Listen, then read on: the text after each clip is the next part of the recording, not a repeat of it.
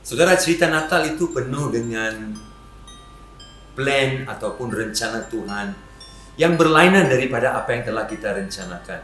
Nah, saudara, tahun 2020 saya pasti banyak yang saudara sudah rencanakan.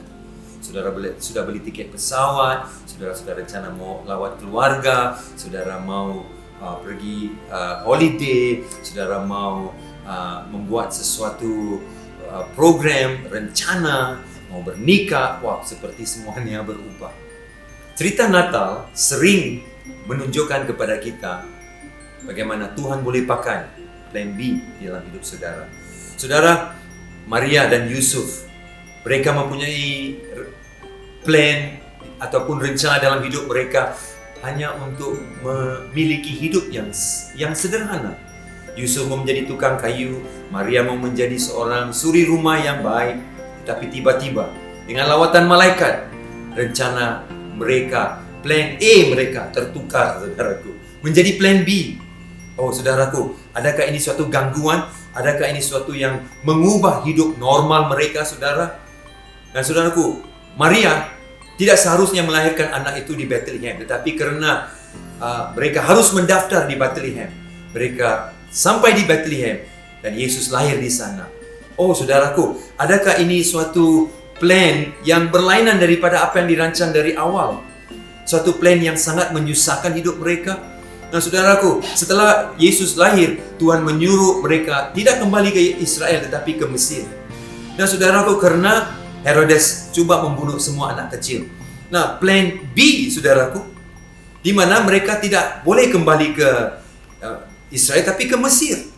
Seperti, saudaraku, plan B yang Tuhan beri itu mengancam kesenangan hidup mereka dan mengganggu, saudaraku, kebiasaan hidup mereka itu.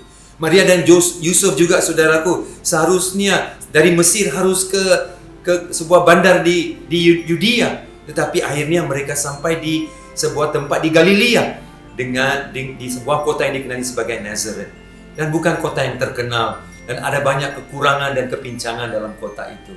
Satu lagi, plan B. Nah, saudaraku, seperti plan B itu bukan sesuatu yang baik untuk kita. Nah, orang Majus, saudaraku, mereka setelah menemukan Yesus, menyembah Dia, dalam suatu mimpi mereka juga disuruh untuk meninggalkan dan tidak pergi kepada Herodes, tetapi mengambil jalan yang lain. Oh, saudara mungkin berada di dalam plan B, karena musim pandemik ini membawa saudara ke plan B, dan plan B itu tidak enak, saudaraku. Plan B itu, saudaraku, sangat menyusahkan.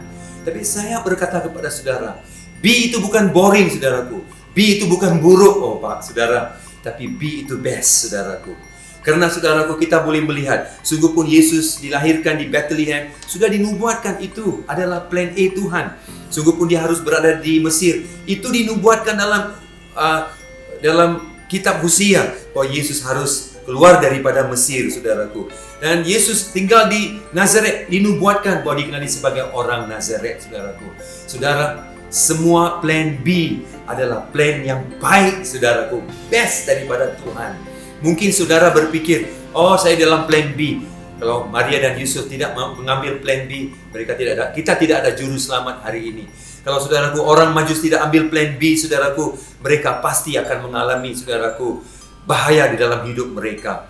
Nah, saudara, Roma 8:38 berkata bahwa tidak ada satu pun yang boleh memisahkan kita daripada kasih Tuhan. Baik sesuatu yang boleh kita lihat ataupun yang tidak boleh kita lihat, saudaraku. Pada waktu kita di dalam plan B, seperti kita tidak boleh melihat masa depan. Nah, sebab itulah, saudaraku, Alkitab berkata, tidak ada satu pun yang boleh memisahkan kita daripada kasih Tuhan. Pada waktu kita tidak boleh melihat masa depan ataupun apa yang kita sedang alami sekarang. Plan B bukan buruk, plan B, saudaraku, bukan boring, tapi plan B adalah yang terbaik, saudaraku. Dan Tuhan menyertai saudara dalam plan B itu. Shalom, saudaraku.